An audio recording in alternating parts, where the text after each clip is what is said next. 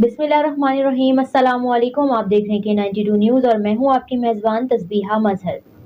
शामिल करते हैं आज की अहम खबरें।